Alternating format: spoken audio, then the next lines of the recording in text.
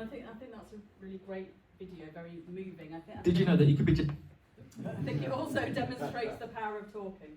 And one of the things that we offer as a charity is the opportunity, if you've been newly diagnosed, to talk to somebody who's been in the same position. And we're also working very closely with Tackle and training people to be able to be a peer coach and really kind of expand that network of peer coaches so that we're almost getting better and better at being able to support men appropriately. So that's all from me. Oh, yes?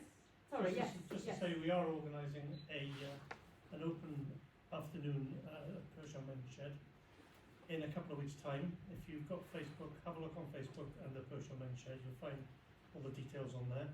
We're not quite ready to open yet, but we hope to be opening in about 2 or 3 months' time.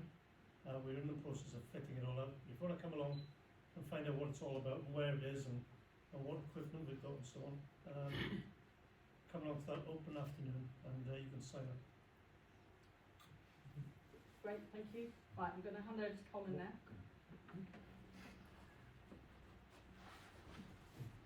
Thanks, Alison. Okay, good evening. I'll have my thanks for you all coming along. It's great to see a full house. When you set these meetings up, it's always difficult to know how many is going to turn up, including speakers, of course. So I'm pleased that both our speakers have turned up. I'm very pleased that all you've turned up. I hope you find it worthwhile. So our first speaker, also from Tackle, is Mr. Davies. He's here to give us his experience of going through prostate cancer diagnosis and treatment, and also tell us a bit more about his involvement with Tackle. So without further ado. Okay.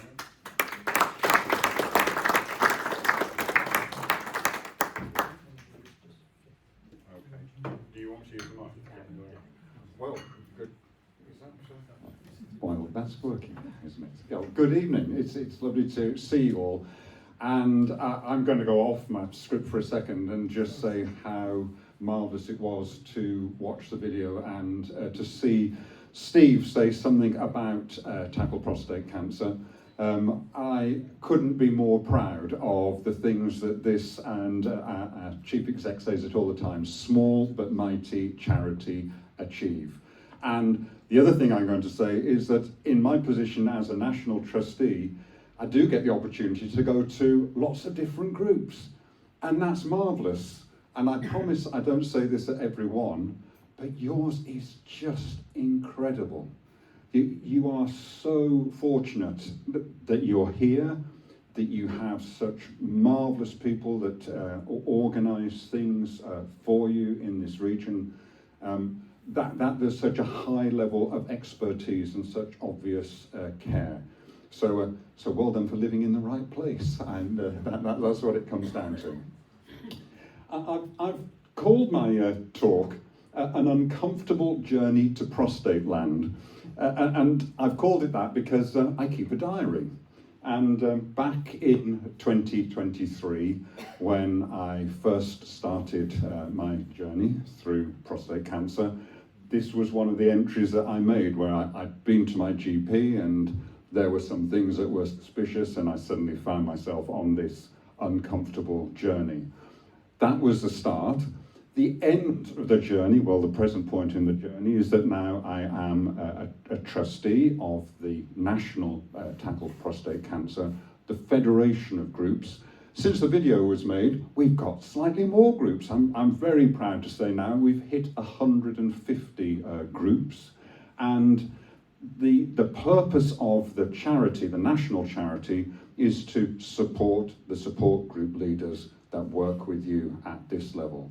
And that work is ongoing, and I'll talk a little bit more about it as I go through. Having that national presence, though, and that national support for the group leaders is clearly a very, very important, if not imperative, part of making the whole prostate support community work. Before I go on any further though, I guess I should introduce the stars of tonight's show. These are my tumours. Thankfully now that I gather they reside somewhere in a hospital in Manchester, because I was told by my urologist that they get kept. So this was the start of my journey, seeing these on my MRI. I guess many of you had a similar experience, and seeing what we're seeing, some smudges. It was the look on the consultant's face that explained that actually these smudges were really quite significant, and where you suddenly find yourselves, and we've been there, at the start of this very, very frightening and lonely journey. By tonight, I'm now, with the work that we've been doing, and Alison's just mentioned the work towards becoming a peer coach, I have got a better understanding of where I am now.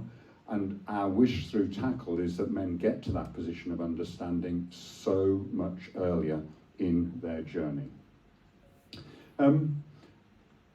I guess that one of the things, if we look back at my journey, is that there are some other significant diary dates. October the 8th, 2023, significant diary date for me. The clue is on the right-hand side there. I'd just done a marathon, and I was a number as a result of that marathon. 3 hours, 44 minutes and 43 seconds. Very proud of that number, and went around telling people about the number, and I felt really good about myself because I'd run a marathon and I was 66 at the time, so it was good for age, yay, and all of these things, and everything in life was very, very buoyant. And then 6 weeks later, I found myself another number. And the contrast in my mental state between those two numbers in such a short time is something which I'm sure a lot of us have experienced. That suddenly you go from being defined in one way to being defined into something else. And suddenly, I wasn't a 3 hour 43 marathon runner, I was a T2, M0, NX, CPG 2 sort of person. And you know, I didn't have very much idea what that meant. And I had the privilege, I think, of a consultant who spent some time with me. What I find out as a Tackle trustee, more than the average time with me to go through that explanation. So yeah, T2, it's confined to the prostate, Paul. Okay, all right, so what does that mean then? Well, it's good news, but you've just told me that I've got cancer. Well, but there's good news with that, all right? These things suddenly become so subtle, don't they, that what are we really talking about here? Well, you're an M0, so that's all good. There's no distant metastasis. And what does that mean? And there's only so many what does that means that you're going to get through, isn't there, in that consultation? You're going from this position of nothing and shock through these scores to, oh, you're an NX. Oh, thank goodness you're an NX. Well, what does that mean? Well, we haven't found anything in the lymph nodes. Don't really know whether we've looked in them. Okay, all right, so that's not so good. But you're only a CPG 2. Okay, so that's great, only grade 2 on the Cambridge Prognostic Group. Well, what on earth is that? So I left the consultation as one does, and had to be more or less let out by my wife actually by that stage. And a passing moment as I went out through the door was, this probably isn't going to spread, Paul. Off you go. Probably, not really quite understanding. And I guess that many of you looking at those figures would think, well, actually he was pretty lucky, And I do consider myself lucky because my tumours were found early on. A very, very diligent GP who saw only a tiny rise in PSA, but was concerned because it was different from what it used to be. Never went very high. The deciding factor with me was actually probably not me, but this gentleman, which is my dad. And my dad, back in the 1990s, had prostate cancer. Are we surprised? Well, you know, I knew that there was a greater possibility, but I had no idea of what I know now, what we all know through being members of these groups, that actually it was a highly increased probability of getting prostate cancer. And because of my dad's experience, he was diagnosed very sadly at stage 4, and at a time when stage 4 actually had a very different meaning from what a lot of us know it now means, with a new life, and perhaps a different life, but a life, and that's something that he didn't really have the opportunity for. And because of his experience, the urologist said, look, I think that overall we should start to think about a radical prostatectomy. My goodness, now we're into even more big words, and it's radical. That doesn't sound great, does it?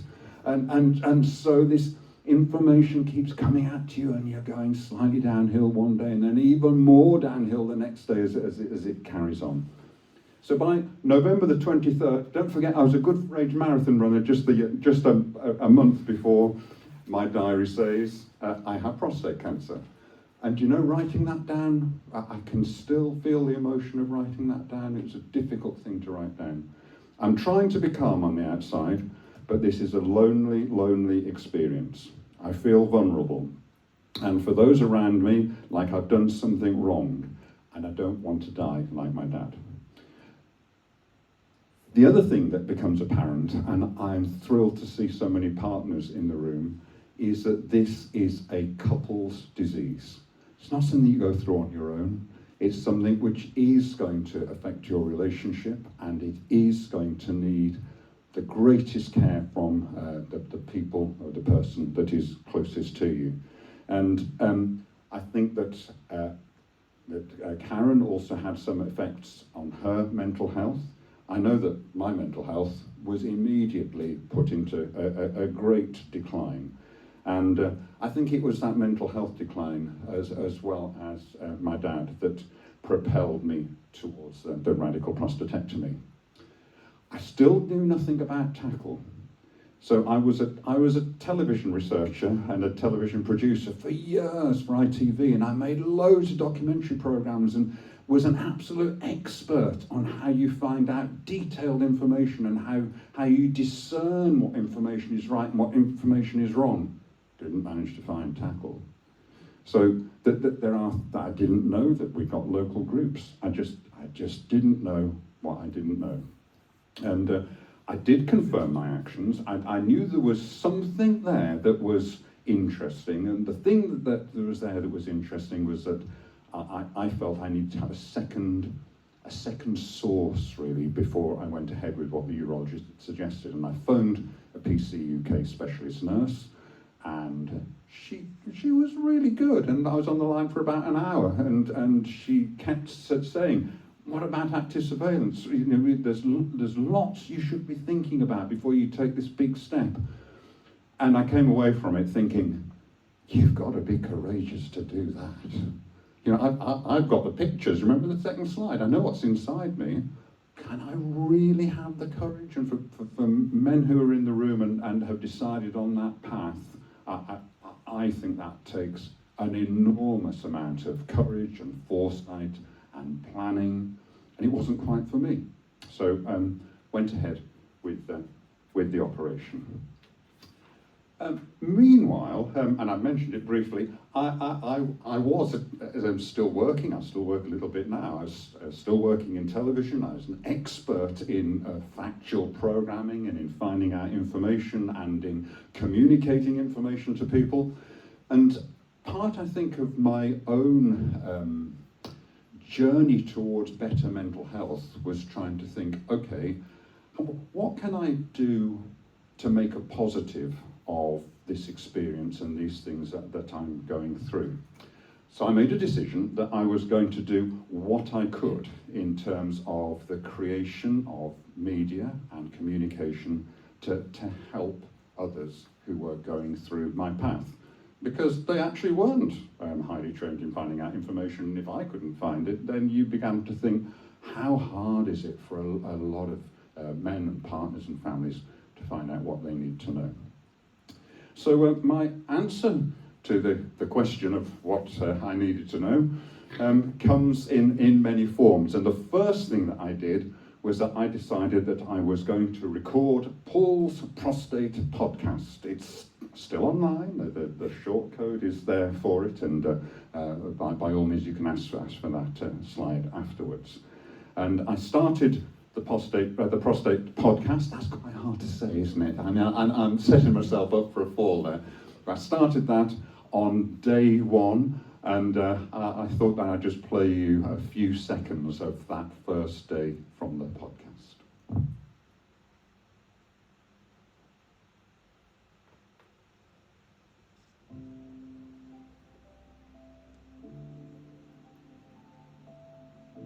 Hello and welcome to Paul's Prostate Podcast. I'm Paul, a 66-year-old proud husband, father and good for age class marathon runner who'd never had any medical issues until a few months ago when I went for a regular PSA blood test at my GP to find out that I had a worryingly high PSA level, and after further tests it was confirmed prostate cancer. I suddenly found myself plunged into an alien world of doctors and consultants, facing life-changing medical decisions, declining mental health, and an uncertain future. What was and is out there is a mountain of medical information and support for cancer, which I needed, but a lack of everyday basic information about what treatment for this horrible disease was going to leave in its wake, day by day, month by month. And so that's what this podcast is all about. It's my journey starting as I woke up in hospital after an open radical prostatectomy, looking back to the decision-making process that ended in surgery, and forward through recovery. It pulls no punches, so there are descriptions of medical procedures that I just couldn't find elsewhere, like how's it going to be to wear a catheter, what might the scarring look and feel like, and how might my penis change. So this is probably a podcast to listen to on your headphones rather than with your children or grandchildren. And just to be clear, I'm not a medic of any kind, so these are my own thoughts and feelings and can never replace the advice of your clinicians.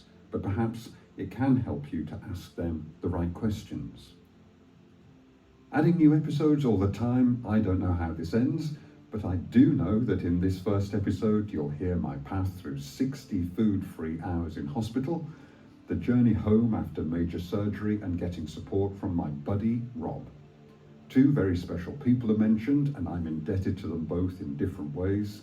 My wife, Karen, who encouraged me to keep recording even on the dark days, and you'll hear a few of those, and my surgeon, Mr. Alan Doherty of Birmingham Prostate Clinic in the UK, an inspiration at one of the most difficult times of my life.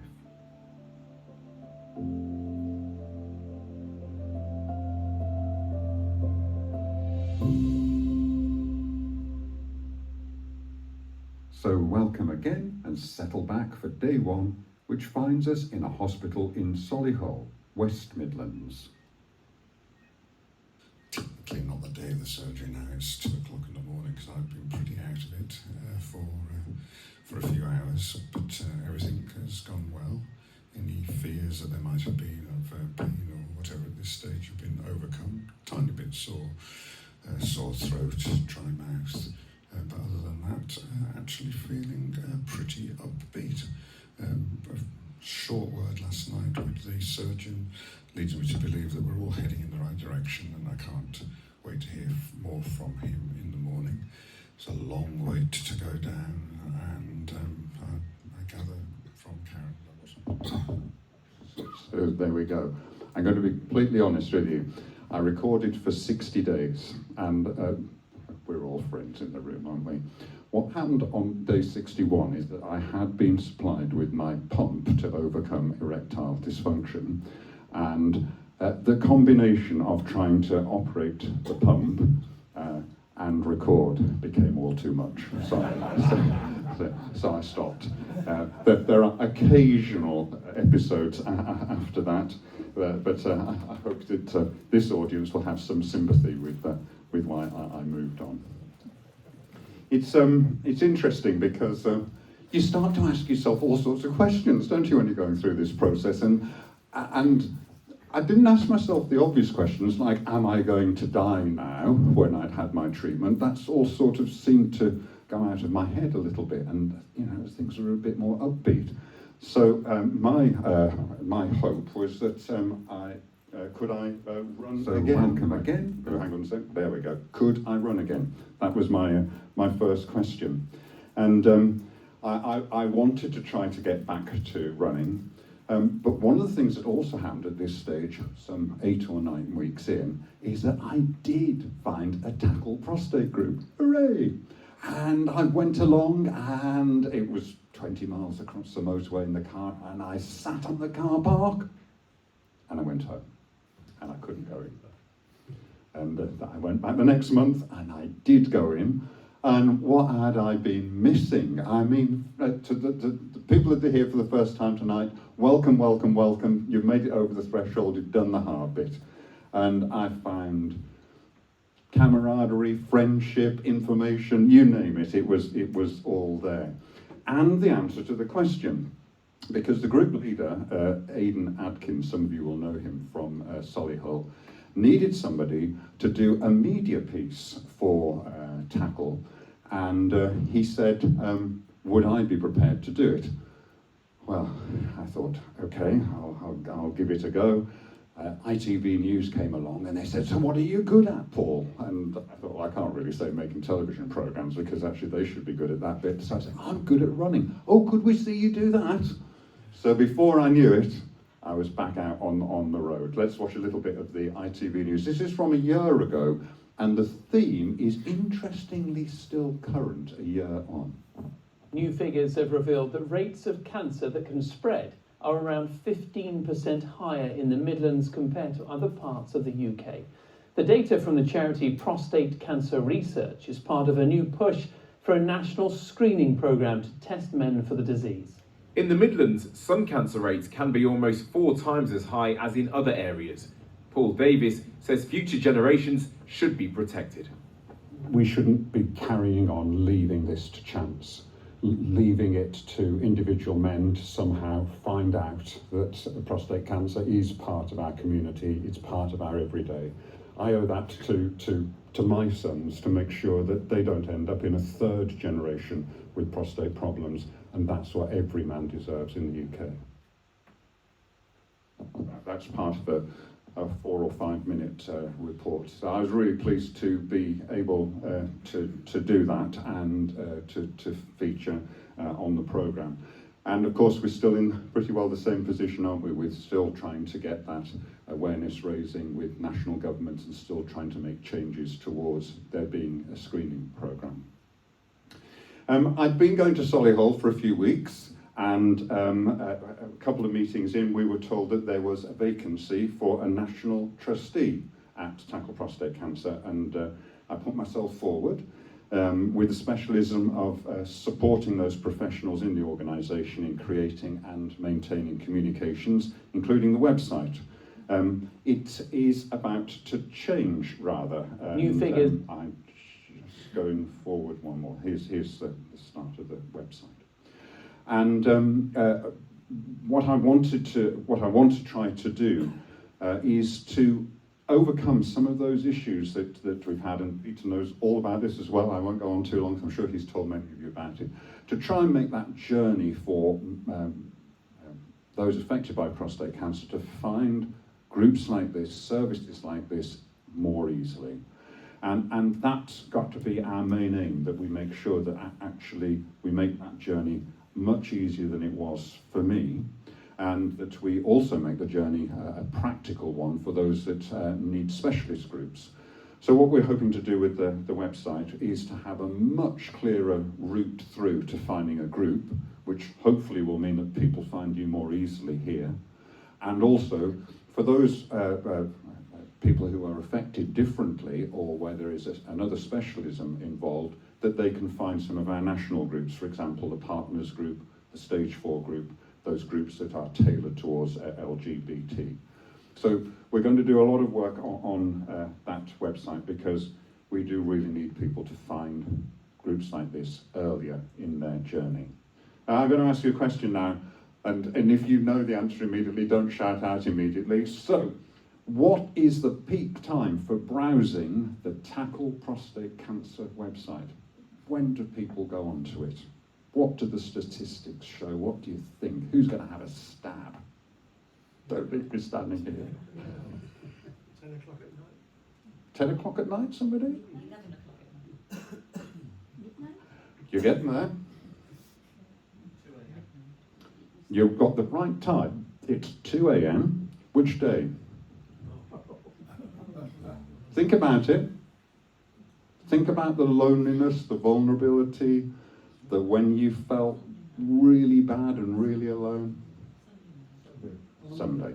You got it. So I was astonished when I first looked at the Google Analytics, and I know that you also look at your analytics and are very careful with those, but on the National Tackle website, there's a real clarity that, yes, people do browse during the day, but there are two massive peaks. The one of them, 2 o'clock on Sunday going into Monday, and the other one not quite as big on Monday going into Tuesday.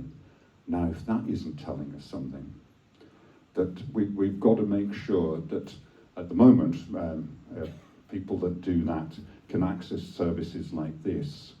But what else are we going to do? How do we help with that immediate need that's happening in the middle of the night? And I know in the past a helpline has been run, but that's a colossal thing to do.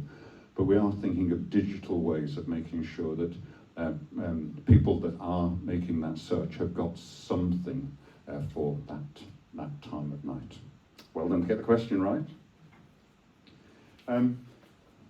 This is all a bit running related, isn't it? I told you that might happen. Dan's happy, but and Phil is happy, so there we go. Moving on, one of the things that has worked and does work really well on the Tackle website is video material.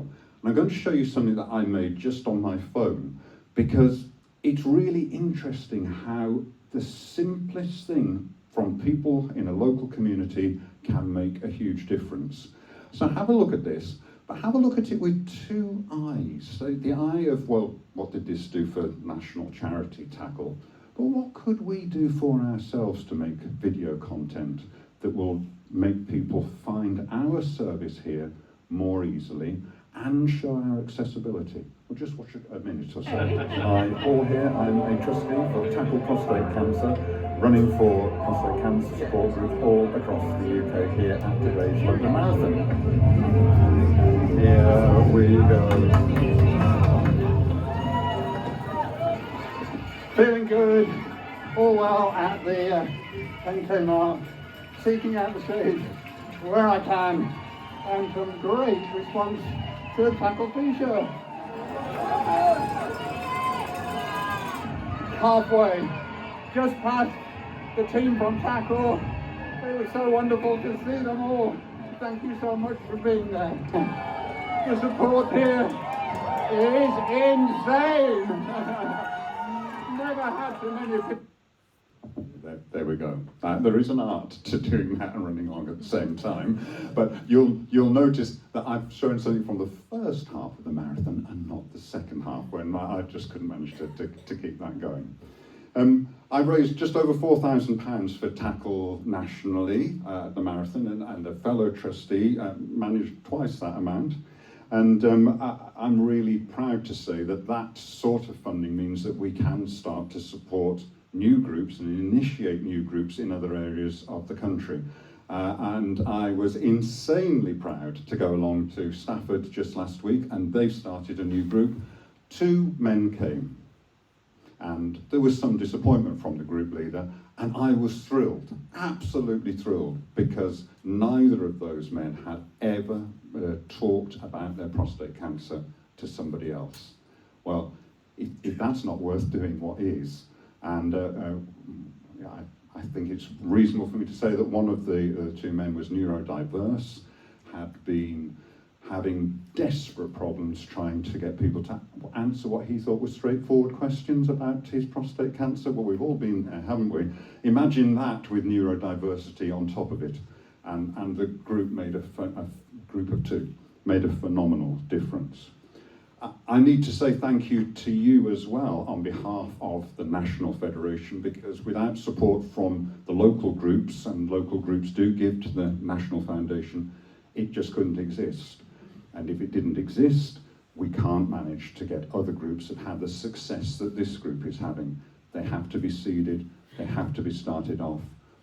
Group leaders like Peter don't just happen to appear, they need to be grown, they need to be nurtured, and these things take time and they take money. So on behalf of the National Federation, a huge thank you for the way that you support that. And you probably know, and I think Alison mentioned it at the beginning, that we've got two major pieces of funding at the moment.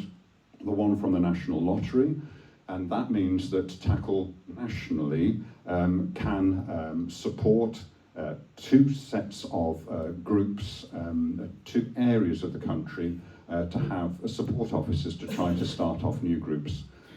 One of those areas is the West Midlands, and the other one is the North East of England, both chosen because they're areas where, very unfortunately, men tend to come along later for going to see a doctor and getting a diagnosis and some treatment. In terms of influencing the media as well, I've spent quite a lot of time talking to journalists, and thrilled to have been one of the many people behind the Daily Telegraph's campaign. They got in touch with us about 3 months ago, before they started a campaign. Well, isn't that good news? They got in touch with people that knew what they were doing prior to writing about it. Yes. How often does that happen? Not often enough. But they did make contact, and each of the two journalists spent, well, in one case, she spent nearly 2 hours on the phone with me, and it meant that we could start to establish, from a patient's point of view, what the things were that were actually of importance. And I know that they're of importance to many of you here too, in terms of that awareness raising and in terms of proper diagnostic paths. So they've done 5 articles now, including 2 front pages, and that again is just the sort of thing that I'm very much hoping that Tackle nationally can keep in the spotlight. One last thing. You've seen my father, so here's my son. And I guess the big question is, why do we do this? Why do the people that run this group? Why does Peter, why do I sit on the National Trustees Board? Why do we give that time? Well, I think I said it towards the end of the ITV film, that none of us in this room want the next generation to have the same experience that we're having of our prostate cancer. I think that through revised communications, more men will find us more quickly. I think that through the peer coaching scheme, more men, which is active here and it's active in the North East, the more men will have opportunities to make properly thought through treatment decisions and avoid the possibility of treatment regret. I think that we need to keep campaigning, and I hope that through doing these things and doing them as we are together, that my son and his generation will have proper screening, early diagnosis, and a better chance of tackling prostate cancer. Thank you for listening.